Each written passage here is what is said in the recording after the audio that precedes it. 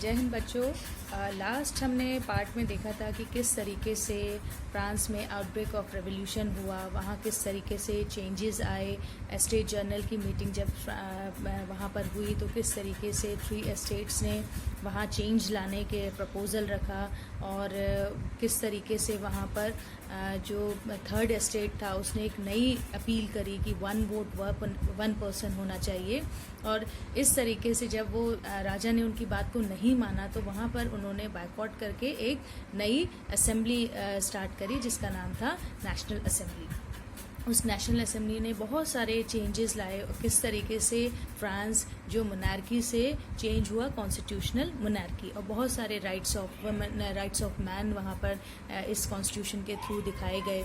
फिर कैसे वहाँ पर पूरे सिस्टम में चेंज आया, ये सारी चीज़ें हमने जानी उसमें।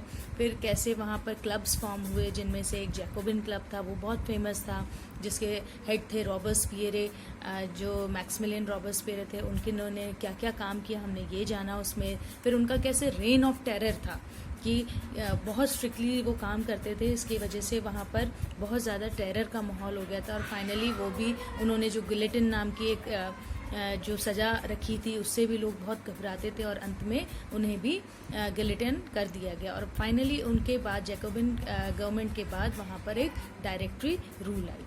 तो बेसिकली लास्ट चैप्टर में हमने ये सारी चीज़ें पढ़ी और अब हम देखेंगे कि फ्रांस की क्रांति के बाद वहाँ पर कैसे कैसे चेंजेस हुए या ड्यूरिंग फ्रेंच रेवोल्यूशन वहाँ पर और क्या क्या चेंजेस हमें देखने को मिलते हैं। तो पहली चीज़ वहाँ पर हम महिलाओं के बारे में जानेंगे, ये रोल ऑफ वेमेन या फिर वेमेन के लिए क्या रेवोल्यूशन हुआ। तो बच्चों आप सभी जानते हैं कि महिलाओं की स्थिति ऑलमोस्ट हर समाज में काफ़ी नीचे तबके पे मानी जाती हैं, वो सेकेंडरी सिटीजन की तरह वो ट्रीट की जाती हैं।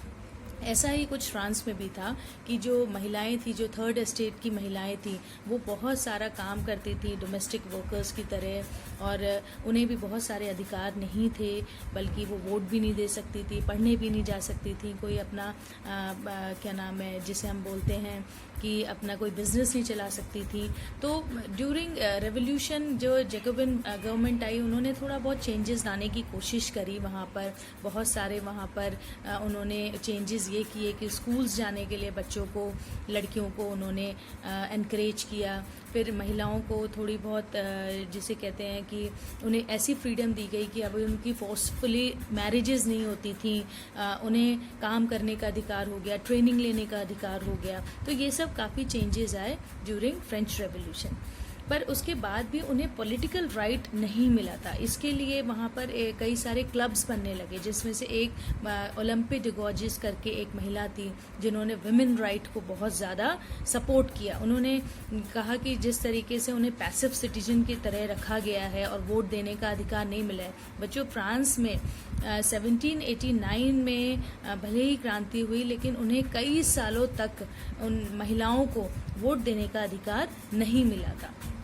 तो जैकोबिन क्लब के समय थोड़ी बहुत छूट ज़रूर मिली थी, लेकिन फिर भी उन्हें वोट देने का अधिकार नहीं मिला था। तो ओलंपी de Gauges ने एक बल्कि किताब भी लिखी थी कि rights for women and citizen. उन्होंने कहा था जैसे पुरुषों को अधिकार मिला है राइट्स ऑफ मैन में, ऐसे महिलाओं को भी अधिकार मिलना चाहिए। लेकिन उनकी ये बात हुई नहीं, बल्कि उन्हें भी थोड़े दिनों बाद फांसी पर चढ़ा दिया गया था। और लेकिन उसके बाद भी वहाँ पर बहुत सारे पॉलिटिकल एफर्ट्स किए जाने लगे। महिलाओं ने बहुत वहाँ पर यूनिवर्सल सफरेज जिसे कहते हैं कि वोट देने का अधिकार, बहुत कोशिशें करी। उसके बाद फाइनली 1946 में, बच्चों ये ईयर बहुत इम्पॉर्टेंट है हमारे क्वेश्चंस एग्ज़ाम से रिलेटेड, ये क्वेश्चन अक्सर आ जाता है कि when did French women get the right to vote. तो उसमें आपका जवाब होगा 1946। बल्कि अगर आप कंपेयर करें इस चीज़ को, तो हमारे देश में जैसे ही हम देश में आज़ाद हुए थे हमारा 1947 में, उसके तुरंत बाद से हमारे यहाँ यूनिवर्सल सफरेज को मान्यता मिल गई थी, जबकि फ्रांस में महिलाओं को कब दिया गया अधिकार? 1946 में। इसी के साथ बच्चों हम बात करेंगे कि फ्रांस में एक और कुप्रथा थी स्लेवरी की। तो ड्यूरिंग जैकोबिन रूल या जैकोबिन गवर्नमेंट के समय पे वहाँ पर ये स्लेवरी जो रूल था इसको भी अबॉलिश किया गया। इसके बारे में पहले हम इतिहास जान लेते हैं कि क्या था कि फ्रांस में एक्चुअली स्लेव ट्रेडिंग की बहुत वहाँ पर काम होता था। स्लेव्स का ट्रेड बहुत किया जाता था। क्यों किया जाता था? क्योंकि वहाँ पर फ्रेंच कॉलोनीज थी कैरेबियन आइलैंड में, बहुत सारी कॉलोनीज थी, जैसे मार्टिन के, सैन डिमेंगो और बहुत सारी ऐसी कॉलोनीज थी जिनमें उनसे कॉफ़ी का और प्लांटेशन का काम करवाया जाता था, शुगर की खेती करवाई जाती थी और इस तरीके बहुत सारे काम कर रहे हैं। उनके लिए उन्हें स्लेव्स की ज़रूरत होती थी। तो ड्यूरिंग जैकोबिन रूल्स 1794 में ये उनके साथ जो अत्याचार होते थे इसके खिलाफ लोगों ने संघर्ष किया और इस तरह से 1794 में वहाँ पर ये बंद कर दिया गया स्लेव ट्रेडिंग को। तो बॉडेक्स और नैंटिस नाम के जो बंदरगाह थे उनको ट्रायंगुलर एक ट्रेड होता था स्लेव्स का, अमेरिका, यूरोप और अफ्रीकन, क्योंकि ये कहाँ से लाते थे स्लेव्स को? ये अफ्रीकन कंट्रीज से लाते थे जिन्हें नीग्रोस कहा जाता था। इनको लाते थे, जो अब वर्ड काफ़ी प्रोहिबिटेड है, अब इस वर्ड को यूज़ नहीं किया जाता है, अपमानजनक एक शब्द माना जाता है।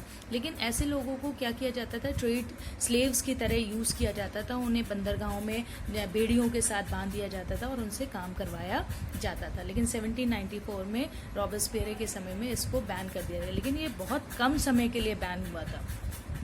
10 साल के बाद जब नेपोलियन बोनापार्ट फ्रांस का राजा बना तो उसने वापस से अपने इकोनॉमिक फ़ायदे के लिए उसने वापस से ये प्रथा चालू कर दी और नीग्रोस को एज अ स्लेव ट्रेड के लिए यूज़ किया जाने लगा। तो इस तरीके से हम देखते हैं कि 1848 में ही जाकर फाइनली फ्रांस में स्लेवरी का अबॉलिशन हुआ। अब हम जानेंगे कि फ्रांस में ड्यूरिंग फ्रेंच रेवोल्यूशन वहाँ की रोज़मर्रा की ज़िंदगी में क्या क्या बदलाव आए। तो हम देखते हैं ड्यूरिंग फ्रेंच रेवोल्यूशन वहाँ पर महिलाओं, बच्चों, पुरुषों की ज़िंदगी में बहुत सारे चेंजेस देखने को मिलते हैं। इनमें सबसे बड़ा एक जो चेंज देखने को मिला वो था अबॉलिशन ऑफ सेंसरशिप। सेंसरशिप क्या होता है बच्चों?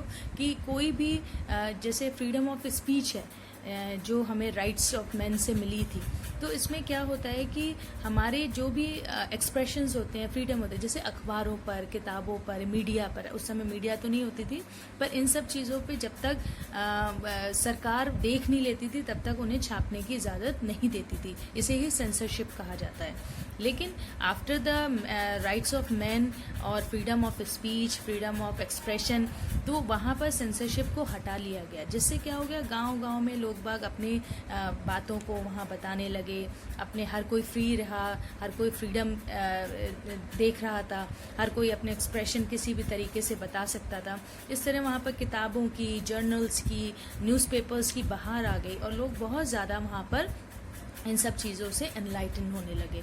इसी के साथ वहाँ पर 1804 में नेपोलियन बोनापार्ट जब फ्रांस का शासक बना तो उसने एक बहुत बड़ा चेंज किया फ्रांस में, और शायद इसी वजह से नेपोलियन बोनापार्ट को एक मॉडर्न फ्रांस का प्रणेता भी बोला जाता है। He was a pioneer of the modernisation of France. तो उसने बहुत सारे चेंजेस लेकर आए, जैसे कि उसने प्रॉपर्टीज़ के उसमें जो भी लॉज थे उसमें बहुत चेंज किए। फिर उसने जो मेजर्स होते हैं, मेजर्स यानी कि नाप तौल के जो तरीके होते हैं उनमें बहुत चेंजेस लाए। ट्रांसपोर्टेशन सिस्टम उसने बहुत अच्छा किया।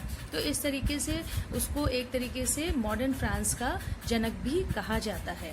पर नेपोलियन बोनापार्ट भी बहुत एक तरह से तानाशाह बन गया था, क्योंकि वन हैंड आ गई थी उसके अंदर पावर, तो वो भी धीरे धीरे और जगह आसपास विश्व विजय पे निकल पड़ा और उसने आसपास के जितने राजा और सामंतवादी व्यवस्थाएं थी उनको ख़त्म कर करके उसका सारा जो पावर थे वो अपने हाथ में लेने लग गया था, अपने लोगों को ही देने लगा था। तो इससे भी धीरे धीरे करके अगेन नेपोलियन बोनापार्ट एक तानाशाह की तरीके से उभर रहा था। पर 1815 में बैटल ऑफ वाटरलू में फ्रांस की हार होती है, नेपोलियन बोनापार्ट वहाँ पर हारता है और उसके बाद से इसका विश्व विजय का अभियान बंद होता है। तो बेसिकली बच्चों अगर हम ये देखें इस लास्ट में अगर हम कंक्लूड करें कि फ्रेंच रेवोल्यूशन क्या है और क्या इसका इम्पैक्ट रहा, तो जो डेमोक्रेटिक आइडियल्स मेन थे, लिबर्टी और इक्वालिटी, ये सारे आइडियल्स पूरे विश्व को किसकी देन है? फ्रेंच रेवोल्यूशन की देन है। और इसका असर बहुत लोगों पे पड़ा, इवन भारत में भी ड्यूरिंग दैट टाइम। अगर हम बात करें तो राजा राम मोहन रॉय हो गए, टीपू सुल्तान हो गए, इन लोगों ने भी इस फ्रेंच रेवोल्यूशन को बहुत ज़्यादा सराहा और इनकी बहुत चीज़ों को आत्मसात करने की भी कोशिश करी। तो बेसिकली अब ये चैप्टर आपके अंत पे है। एक हम क्विक रिकैप अगर करना चाहें तो हम कर सकते हैं अभी फटाफट, कि हमने अभी महिलाओं की स्थिति के बारे में जाना कि ओलंपी डी गॉर्जस एक थी जो पॉलिटिकल राइट्स चाहती थी महिलाओं के लिए। शुरू में वहाँ पर थर्ड स्टेट की महिलाओं को वो राइट्स नहीं मिले थे, उनको बहुत काम करना पड़ता था, उसके बाद भी वेजेस भी कम थे, लेकिन इक्वालिटी नहीं थी। पर बहुत हद तक वहाँ पर during French revolution, during this Jacobian government, वहाँ पर थोड़े चेंजेस आए, महिलाओं की स्थिति में सुधार हुआ, इस तरीके से काफ़ी चीज़ें देखने को मिली। फिर स्लेवरी जो वहाँ पर बॉर्डेक्स एंड नाइंटिस नाम के पोर्ट से निग्रोस की जाती थी, अफ्रीकन लोगों की जाती थी, इन पे भी बैन लगा। और नेपोलियन बोनापार्ट के समय पे ये वापस शुरू हो गया, लेकिन फिर 1848 में ये वापस से बंद कर दिया गया। इसी तरह रोज़मर्रा की ज़िंदगी में अगर हम देखें तो सेंसरशिप जैसे कानून को अबॉलिश कर दिया गया, लोग फ्री हो गए, इक्वालिटी दिखने लगी लोगों में, फ्रीडम आने लगा, एक्सप्रेशन आने लगा। तो इससे भी फ्रांस का बहुत ज़्यादा उदय हुआ। और साथ में 1804 में जब नेपोलियन बोनापार्ट आया तो उसने बहुत सारे चेंजेस फ्रांस में लेकर आया, और इससे फ्रांस बहुत मॉडर्न हुआ, मॉडर्नाइजेशन का जनक माना जाता है। लेकिन फिर भी वो 1815 में वाटरलू के युद्ध में हार गया था। और बाद में अगर हम कंक्लूजन देखें इसका, तो दुनिया को लिबर्टी और इक्वालिटी किसने दी? तो वो फ्रांस ने दी। और पूरा विश्व, केवल ये फ्रांस तक ही सीमित नहीं रहा, ये डेमोक्रेसी ये विश्व के दूसरे देशों में भी, पूरे यूरोप में फैली, और दूसरे देशों ने भी इसको बहुत अपनाया। और आज भी हम देखते हैं कि the best form of government किसको माना जाता है? डेमोक्रेटिक गवर्नमेंट को माना जाता है। तो बच्चों, इस तरीके से आप सब लोगों ने देखा कि इस पूरे चैप्टर में हमें डेमोक्रेसी के बारे में, ये जो ये रेवोल्यूशन हुआ था उससे हमें क्या सीखने को मिलता है, ये सारी चीज़ें आपने देखी, समझी। अब मैंने आपके लिए एक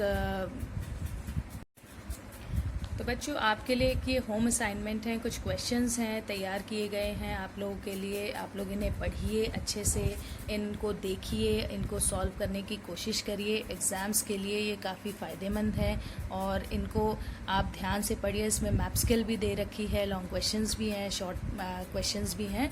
इनको आप आराम से करिए, ये आपके लिए काफ़ी बेनिफिशियल है। Thank you very much.